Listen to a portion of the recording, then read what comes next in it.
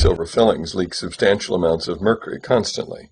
The amount increases with any kind of stimulation, and as a result, mercury from fillings produces the majority of human exposure to mercury. The International Academy of Oral Medicine and Toxicology is extremely concerned about the anecdotal claims of safety by manufacturers and dental trade associations that are at variance with the published peer-reviewed scientific evidence to the contrary. The precautionary principle requires action once the possibility of harm exists. It does not require proof beyond a shadow of a doubt that in the case of heavy metal and xenobiotic exposure is both nearly impossible and unnecessary, in our opinion. What you're seeing is mercury vapor coming off a 25-year-old silver amalgam filling in an extracted tooth. The background is a phosphorescent screen. The mercury vapor absorbs the fluorescent light, and you can see it as a shadow on the screen. This is mercury coming off a filling that was dipped in water that's the same temperature as the human body. This is a filling that was rubbed with a pencil eraser for just a few seconds. Like going to the hygienist and having her clean your teeth. These are not small amounts of mercury. If you can see it, it's more than 1,000 times higher than the Environmental Protection Agency will allow for the air that we breathe. What about the last time you went to the dentist and they drilled on your tooth? Here is the mercury vapor every time you raise the temperature to 110 degrees with hot coffee or warm water, or even chewed on it. Mercury comes off fillings every time you stimulate them, and that stimulation causes the mercury to continue to leak out of the fillings for an hour and a half at a minimum. Some people grind their teeth. Some people chew gum. The dentist might send an old gold crown to the dental lab to be welded. How about the dental personnel? They're not being given informed consent. Back in 1985, the International Academy of Oral Medicine Toxicology set out to determine the amount of mercury that was coming off fillings. And here's the graph, showing substantial quantities of mercury were measured coming off fillings. And then we estimated the total dose. And then we began animal experiments and put radioactive fillings in sheep. Mercury accumulated in the jaw, stomach, liver, and kidney of the sheep in just 30 days. Substantial quantities of mercury spread from the fillings to every organ in that sheep's body. This should be of concern for everyone. Then we measured that the sheep's kidneys dropped in their ability by 60% to clear inulin, an indication of kidney malfunction. Whole body imaging of monkeys found exactly the same thing. Proponents of amalgam fillings claim that sheep chew too much. Well, what's the problem with monkeys? They had mercury in their jaw, kidneys, liver, intestine, and heart.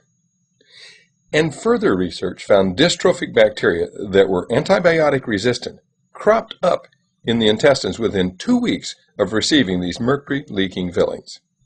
Further studies have found damage to the ADP ribosylation of brain neuron proteins. In response to the controversy, and at the request of the Federation of Experimental Scientists and Biologists, Drs. Fritzloh Scheider and Murray Vimy wrote an editorial, the first ever in FASEB, that point by point refuted the claims of the amalgam proponents. In 1991, the World Health Organization acknowledged that the predominant source of human exposure to mercury is from your fillings. That should be of concern to anyone wanting to have healthy children, because mercury is highly damaging to fetuses. Experiments in sheep showed that mercury from the sheep's fillings transferred immediately to the placenta, to the unborn fetus, and to every conceivable portion of the fetus's body. It even increased in the lamb higher after birth from mercury in the mother's milk. There's no such thing as a safe mercury filling. All mercury fillings leak mercury. The combined effect of mercury, cadmium, and lead is just now being investigated, but it's not 1 in 1. It's synergistic, and 1 in 1 may make 100 or even 1,000. Why is that of concern? Over and over again, we've heard that children are exposed to lead from our environment. Mercury in lead is many times more toxic than just mercury alone. These black, corroded, pitted mercury fillings are used where you must drill away a third of the tooth in order to fix a pinhead-sized cavity. Even if you love mercury, it's the wrong thing to do to the children. It leads to broken, diseased, root canal extracted teeth throughout the rest of the life. It's a blunder that costs the child all through their life. Millions and millions of dollars are spent annually fixing teeth again and again. And dentists don't follow the manufacturer's recommendations. They pack mercury in children around gold crowns, underneath bridges. They stuff it around the gum line in contact with tissues. There's mercury spreading from this gold crown to every tissue in that patient's body.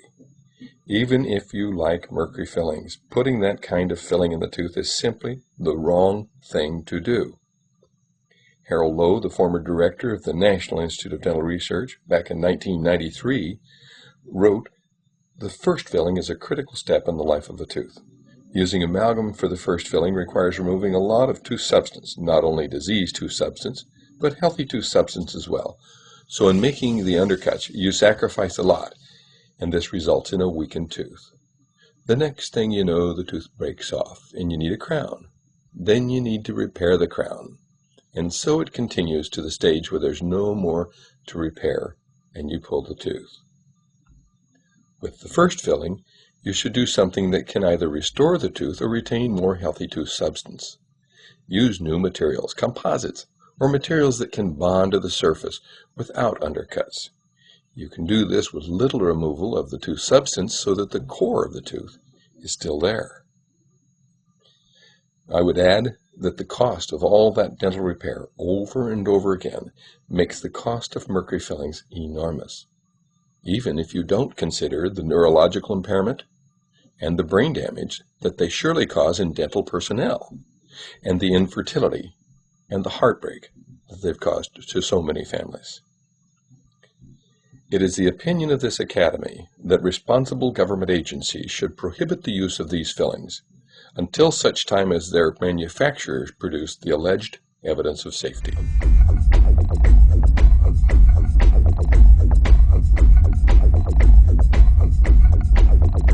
Show me the science.